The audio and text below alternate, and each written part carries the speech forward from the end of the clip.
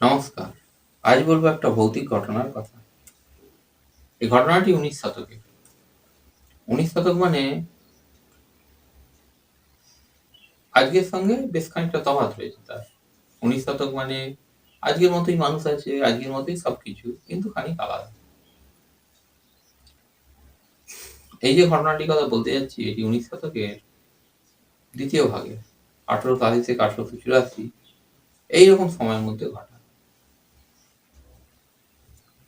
তো যার জীবনে ঘটেছিল, তিনি তখনকার দিনে একজন চিকিৎসক ছিলেন বা তখনকার দিনে একজন ডাক্তার ছিলেন। তো তখনকার দিনে আজকের মতো ডাক্তারি হতো না। আজকে চারদিকে ডাক্তার দেখতে পাওয়া যায়। এমনি ডাক্তার, পাস করা ডাক্তার সবই দেখতে পাওয়া যায়। তো সেই ডাক্তারদের যে চিকিৎসার পদ্ধতি সেটা আজকের মতো আধুনিক পদ্ধতি। এই পদ্ধতি ১ম এদেশে এসেছিল ইংরেজদের মাধ্যমে।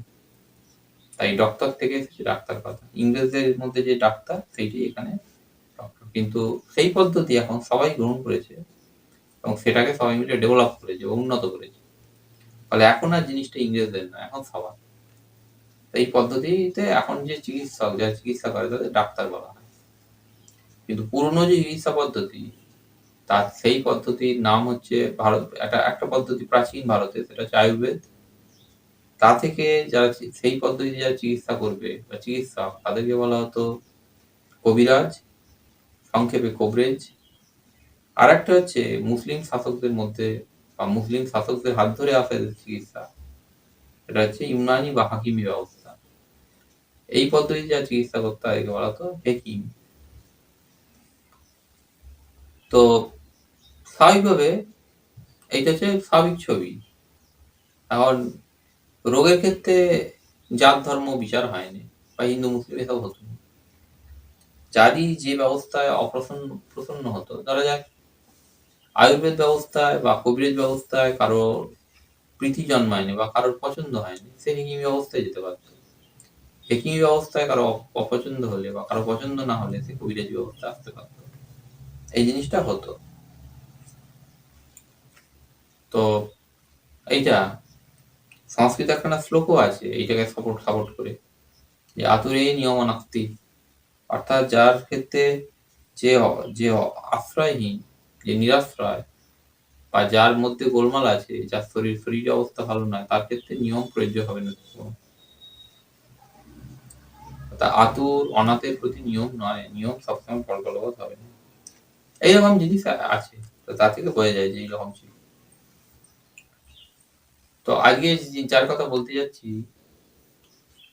ইনি শ্যামাচরণ সেন বা সেনগুপ্ত। ইনি তখনকার দিনে একজন বিখ্যাত কবিরাজ ছিলেন। যেহেতু সেকালে কবিরাজি ব্যবস্থাই ছিল একটা প্রধান ব্যবস্থা, তাই হাকিমি ব্যবস্থা তখনকার দিনে আজকের ডাক্তারি ব্যবস্থা এত ছড়ায়নি। হতে পারে ইংরেজরা নিয়ে এসেছিল, কিন্তু ইংরেজদের ব্যবস্থা তখনও ছড়ায়নি। কবিরাজ পদ্ধতিতে চিকিৎসা বা কবিরাজি ব্যবস্থাতেই বা হেকিমি ব্যবস্থাতেই বেশিরভাগ চিকিৎসাগুলো হতো। এবং সেই ব্যবস্থায় বা সেই পদ্ধতিতে চিকিৎসাতে যিনি বিখ্যাত ছিলেন, তার বিখ্যাত ব্যক্তি ছিলেন, তার মধ্যে শ্যামাচরণ গুপ্ত বা শ্যামাচরণ সেনগুপ্ত একটা অন্যতম নাম। তিনি একটা বই লিখেছিলেন, সেই বইটির নাম হচ্ছে আয়ুর্বেদার্থ চন্দ্রিকা।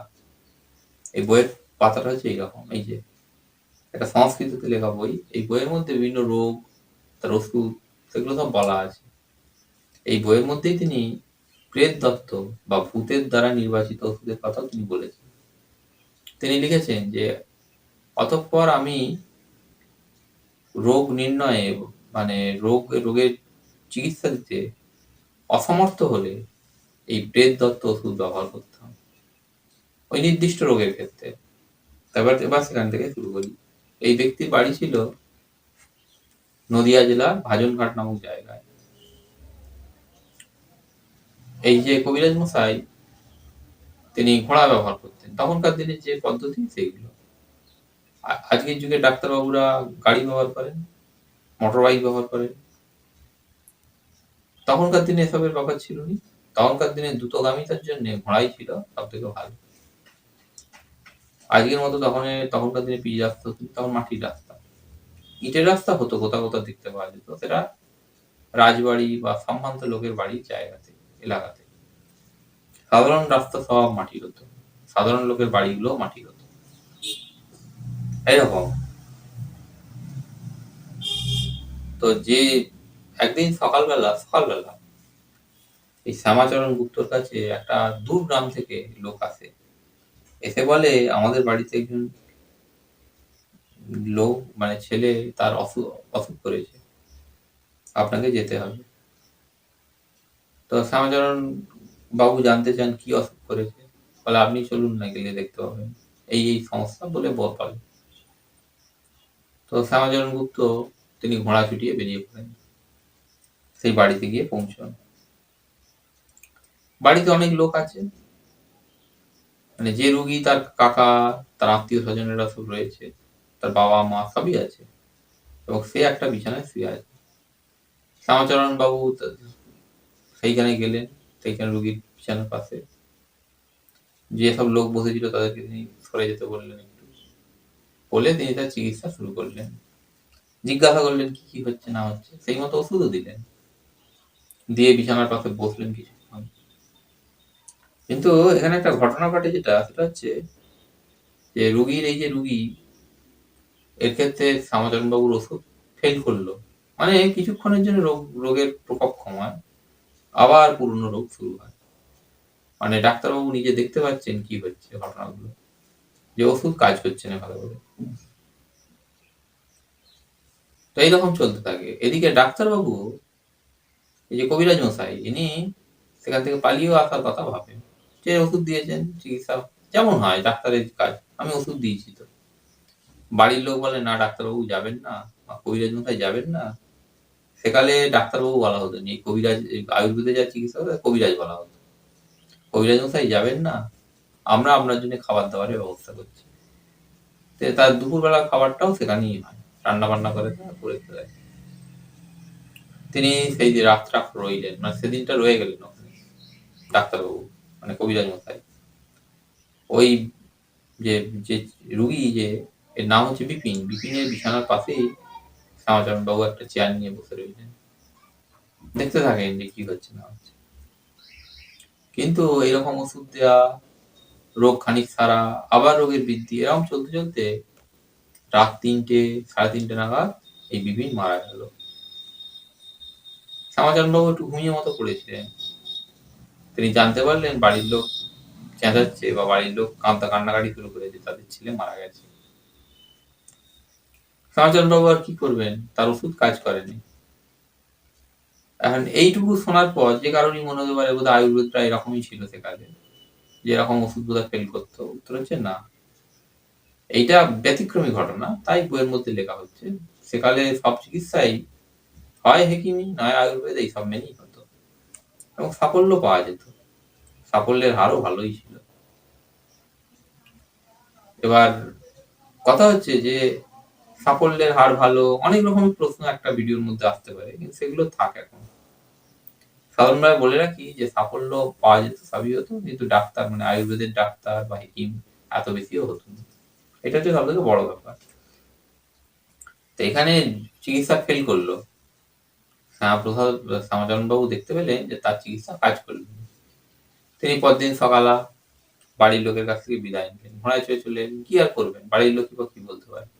তখনকার দিনকাল যেমন সেরকম, যে ওষুধ কাজ করেনি বলে ডাক্তারবাবুর ওপর কিছু হবে, ডাক্তার তার সামনেই ছিল, কিছু করার নেই। ডাক্তার তো বলছে ওষুধ দিয়েছে। তো এইরকম জিনিসটা, ডাক্তারবাবু বাড়ি চলে এলেন। ঘটনাটা এখানেই মিটতে পারত, তিনি তার বই আয়ুর্বেদ চন্দ্রিকাতে এটা বলতেও যেতেন না হয়তো, কিন্তু তাকে লিখতে হলো পরের অংশটা। এই ঘটনাটা এর পরেও ঘটতে থাকে। সেটা হচ্ছে আরো 2 সপ্তাহ পরে ওই বাড়ি থেকে আবার লোক আসে, এসে বলে আপনাকে যেতে হবে একবার। বলে কেন? বলে কেন, এই যে ওর যে বোনটা ছিল তার সমস্যা দেখা দিয়েছে। তো এই যে শ্যামাচরণ বাবু, ইনি নিমরাজি মতো হয়ে তারপর রাজি হন, যান। ঘোড়াটাকে তিনি তার যে ঘোড়ায় চেপে গেলেন, তো ঘোড়াটাকে তিনি রাস্তার ধারে দাঁড় করান, ভেতরে যান, গিয়ে সেখানে খানিকটা মেজাজ হারিয়ে ফেলেন। বলেন যে আগের জন মারা গেল, এইটা দেখেও আপনারা বুঝলেন না, আপনারা আবার আমাকেই ডাকলেন। এর চিকিৎসা তো আমি আগের জনের মতো করেই করব। আপনারা অন্য ডাক্তার ডাকুন। তো অন্য ডাক্তার মানে সেই কবিরাজ, অন্য কবিরাজ ডাকুন। তো বাড়ির লোক কিন্তু এই যে কবিরাজ মশাই একে ধরে বলে না, আপনি চিকিৎসা করুন, যা করার আপনাকে করতে হবে, আমাদের ভাগ্যে যা থাকার যা হওয়ার তাই হবে। তো স্বাভাবিকভাবে সেই চিকিৎসাই আবার হয়, শুরু হয়। এদিকে ডাক্তার মানে এই যে কবিরাজ মশাই ইনি হঠাৎ করে বাইরে বেরিয়ে লক্ষ্য করেন তার ঘোড়ার জায়গায় নেই, মানে ঘোড়াটা যেখানে বেঁধে গেছিল সেখানে ঘোড়াটা নেই। ঘোড়া হচ্ছে দামি বস্তু তখনকার দিনে, স্বাভাবিকভাবে আজও ঘোড়া দামি, তাই যাই হোক ঘোড়া মূল্যবান বস্তু, গাড়ির মতো জিনিস। ঘোড়া কোথায় গেল খোঁজ, বাড়ির লোক বেরোলো, তিনি নিজে বেরোলেন, ঘোড়া খুঁজতে বেরোলেন। লোক এদিক ওদিক করে ছুটতে শুরু করলো, কোথায় গেল ঘোড়া, তিনি নিজেও ছোটাছুটি শুরু করেছিলেন, ঘোড়া কোথায় গেল। হঠাৎ করে এইরকম ছুটতে ছুটতে তিনি নিজে একটা বনের মধ্যে ঢুকে পড়েন, বনের মধ্যে, যেখানে একটা জায়গা নড়ছে দেখে তার সন্দেহ হয়। যেখানটা নড়ছে সেইখানটা এগিয়ে গিয়ে দেখতে পান তার ঘোড়াটা সেখানেই রয়েছে। তিনি ঘোড়াটাকে টেনে আনতে যান, হঠাৎ শুনতে পান সেই গত 2 সপ্তাহ আগে যে রুগী মারা গেছে, যার কোনো চিহ্ন আজ আর নেই, তাকে পোড়ানো হয়ে গেছে, সেই রুগী অর্থাৎ বিপিনের গলাতেই কেউ যেন বলছে অদৃশ্য থেকে, কবিরাজ মশাই আপনার ঘোড়া আমিই নিয়ে এসেছিলাম, আমি হচ্ছি বিপিন। পরিচয় দিচ্ছে সেই প্রেতাত্মা। কিন্তু কবিরাজ মশাই ভয় না পেয়ে চারদিকে তাকিয়ে দৃঢ় চিত্তে বলেন যে তুমি বিপিন, তুমি আমার ঘোড়া নিয়ে এসেছো, বলো কেন নিয়ে এসেছো। বলে আমার বোনেরও তো একই রোগ হয়েছে। বলে হ্যাঁ। বলে আমি বলে দিচ্ছি চিকিৎসা কি হবে, আপনি আমাদের বাড়ির মধ্যে যাবেন, গিয়ে যে জাম গাছটা আছে এই জাম গাছের গোড়ায় দেখবেন একটা বড় পাতাওয়ালা গাছ আছে, ওই গাছটাকে তুলবেন, তুলে ওর মূলটাকে ভালো করে ধুয়ে বেটে বোনকে খাইয়ে দেবেন, খাইয়ে দিলে ও ভালো হয়ে যাবে। আর এই আপনি আপনার ঘোড়া নিয়ে যান। তখন এই শ্যামাচরণ বাবু তিনি ভয় না পেয়ে আবার জিজ্ঞাসা করেন যে তুমি তো আমাকে ওষুধ বলে দিলে, আমি সেটাই করব, কিন্তু বাবা তোমার বাপ-মা তোমাকে হারিয়ে খুব দুঃখ করে, আর আমিও তোমাকে বাঁচাতে পারিনি, তুমি কি একবার তোমার বাপ-মাকে দেখা দেবে না, আমি তাদের বলবো তুমি তাদের দেখা দেবে। বলে আজকে সন্ধ্যেবেলা, তখন সেই প্রেতাত্মা বলে আজ সন্ধ্যেবেলা আমাদের বাড়ির যে জাম গাছটা, ওই জাম গাছের কাছে আপনারা আমাকে দেখতে পাবেন 5টার সময়। তো বলে তখন শ্যামাচরণ বাবু সেই সব যা শুনলেন যা বললো সেগুলো নিয়ে তিনি বাড়িতে ফিরলেন। ফিরেই বলেন যে আপনারা এই জাম গাছের গোড়ায় ওই যে গাছটা আছে ওই গাছটা খোলার ব্যবস্থা করুন, গোড়াটা খোলার ব্যবস্থা করুন, কুড়ুল নিয়ে আসুন, কোদাল নিয়ে আসুন, কোদাল দিয়ে খোলা হয়, তার গোড়াটা বার করা হয়। এই একটা বড় পাতা গাছ ছিল, সেইটা ভালো করে ধুয়ে সেটা বেটে ওর বোন বিপিনের বোন শৈলবালাকে খাইয়ে দেওয়া হয়। এই যে খাওয়ানো হলো এটা ম্যাজিকের মতো কাজ করলো, অর্থাৎ রোগী তার রোগ লক্ষণ ধীরে ধীরে ধীরে ধীরে অদৃশ্য শুরু করলো।